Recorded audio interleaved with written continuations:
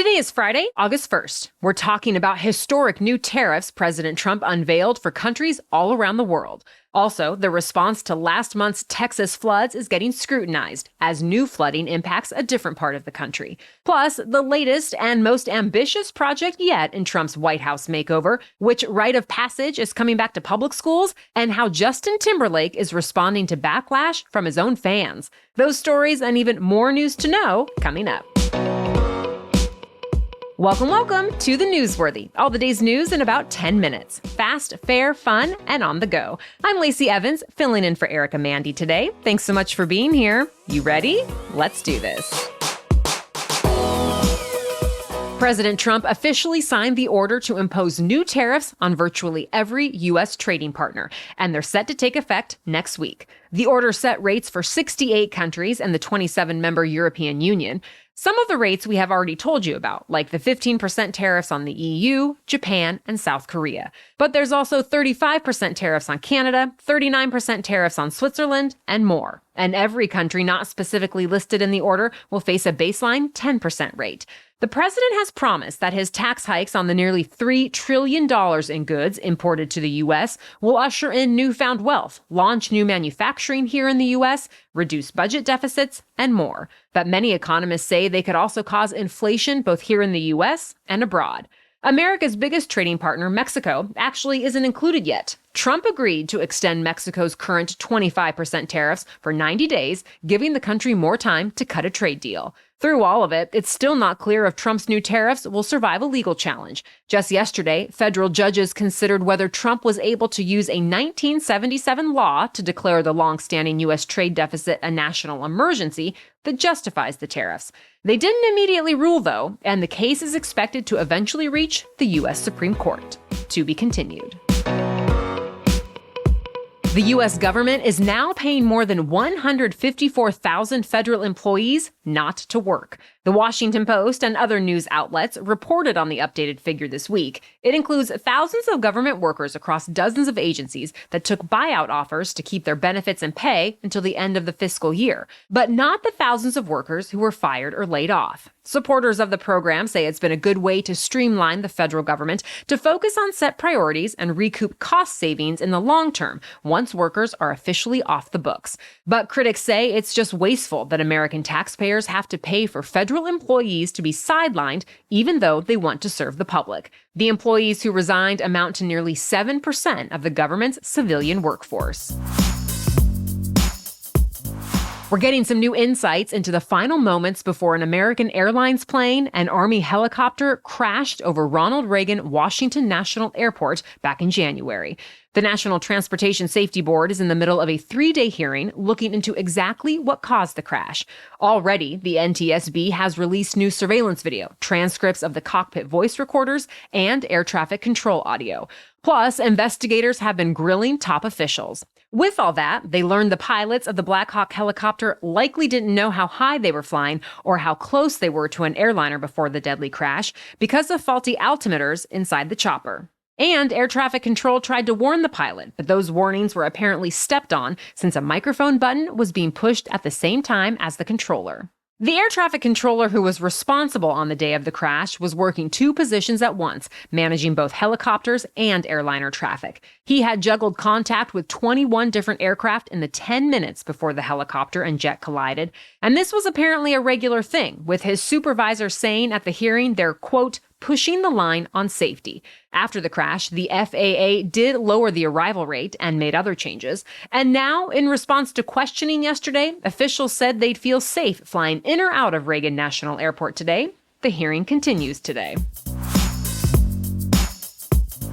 Another emotional hearing has been playing out in Texas over the emergency response to last month's deadly floods. Remember, the disaster early on July 4th ended up killing more than 130 people, including dozens of children. And now we found out in the rural Texas county where the worst of it happened, 2 top leaders were asleep and a third was out of town during the initial hours of the disaster. The emergency management coordinator said he was also sick the day before the flooding and missed 2 calls with other emergency management officials. When he was woken up, more than 4 hours into the flooding, he said he decided not to issue an alert to cell phones since the National Weather Service had already done so. In other testimony, local officials said they needed an updated warning system, but didn't have one because local agencies weren't able to secure enough funding. Now, they're calling for urgent improvements. Strong storms hit the East Coast yesterday, causing some isolated flash flooding there. It happened right during the evening rush hour. Drivers had to be rescued from deep water on busy highways from the Philadelphia area to New York City. Train stations were also flooded and flights were delayed. Now, the rain is expected to keep falling through this afternoon. In New York, people are being asked to stay off the roads, and anyone in a basement apartment should move to higher ground. In Maryland, roads, schools, and libraries have been closed, and emergency shelters have been opened. Meanwhile, smoke from Canadian wildfires and unhealthy air is filling the American Midwest. Air quality alerts cover all of Iowa, Wisconsin, and Michigan, much of Minnesota, and parts of surrounding states. And now, that poor air quality is spreading to the east, too. But by next week, the weather pattern is expected to shift, meaning Americans could get some relief.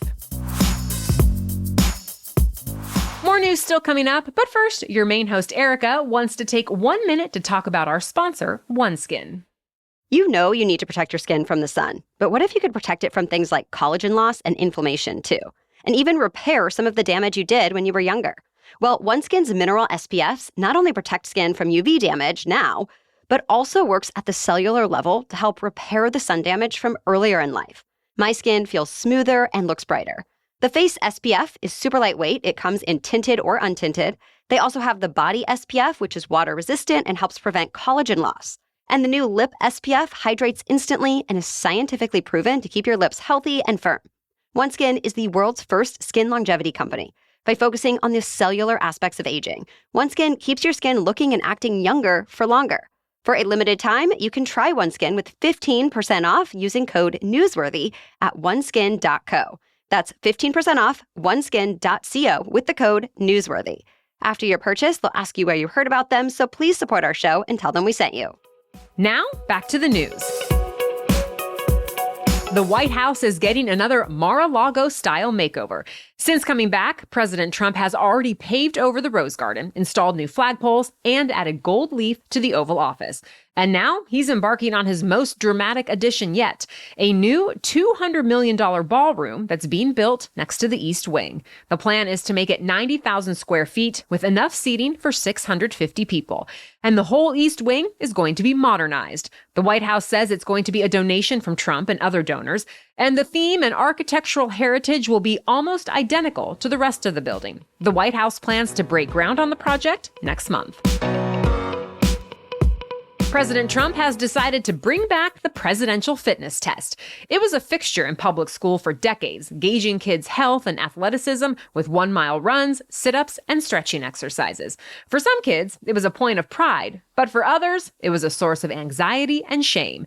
It started under former President Eisenhower, but was phased out during the Obama administration. Well, now, Trump has made it a priority again. As his health secretary, Robert F. Kennedy Jr. put it, quote, "We need to reinstill a spirit of competition and commitment to nutrition and physical fitness." The president also instituted a new council on sports, fitness, and nutrition. It's being led by professional golfer Bryson DeChambeau. Fewer American children are getting vaccinated before kindergarten. New federal data out this week shows the share of children exempted from vaccine requirements rose to an all-time high, mostly for non-medical reasons. And it's the third record-breaking year for exemptions in a row. The data doesn't get into COVID-19 or flu vaccines, but instead shots for things like measles, mumps, polio, tetanus, whooping cough, and chickenpox. It comes as the U.S. experiences its worst year for measles in more than 3 decades. Whooping cough cases are also up, and both diseases are quick to spread in schools that are about to start back up again for the fall semester.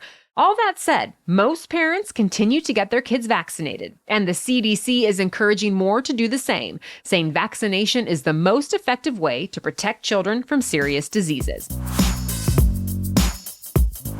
Pop star Justin Timberlake is opening up about health struggles he's been facing on tour. He told fans he was recently diagnosed with Lyme disease. Timberlake explained that he's been feeling sick and fatigued with a massive amount of nerve pain. Still, he decided to continue on with the world tour that started back in April of 2024. The final show was on Wednesday. He's recently been facing a lot of criticism from fans who have accused him of being late, not singing enough of his songs live during performances, and at times canceling shows at the last minute. Timberlake didn't share many other details about his diagnosis or treatment, but he said he'd like to do his part to help others dealing with Lyme disease too. A lot of Americans are getting ready to see more sequels and remakes this weekend. At the movie theaters, the latest Fantastic Four movie is expected to keep attracting fans during its second weekend. The new Superman is also still doing well. In fact, it passed the 300 million mark at the domestic box office yesterday. And starting today, they'll face some new competition from movies like the new version of The Naked Gun and The Bad Guys 2. Of course, these days, competition also exists from people's living rooms. Last weekend, Happy Gilmore 2 scored the biggest U.S. opening weekend of all time for a Netflix movie. It earned almost 50 million views in its first 3 days. And it's expected to bring in plenty more this weekend, too. That's it for the main news today, but now it's time for Feel Good Friday, where we bring you one extra feel-good or positive news story before the weekend. But first, Erica is back to tell you about our sponsor, Hiya Health.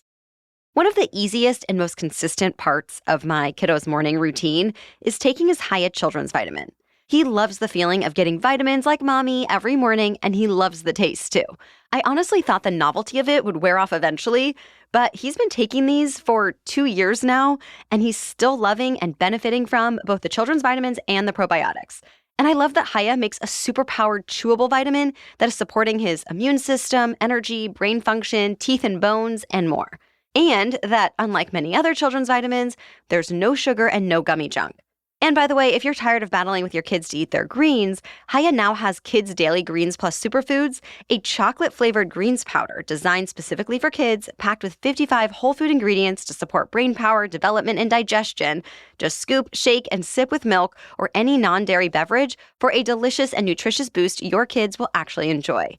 We've worked out a special deal with Hiya for their best-selling children's vitamin. Receive 50% off your first order. To claim this deal, you must go to hiyahealth.com/newsworthy. This deal is not available on their regular website. So go to hiyahealth.com/newsworthy and get your kids the full-body nourishment they need to grow into healthy adults.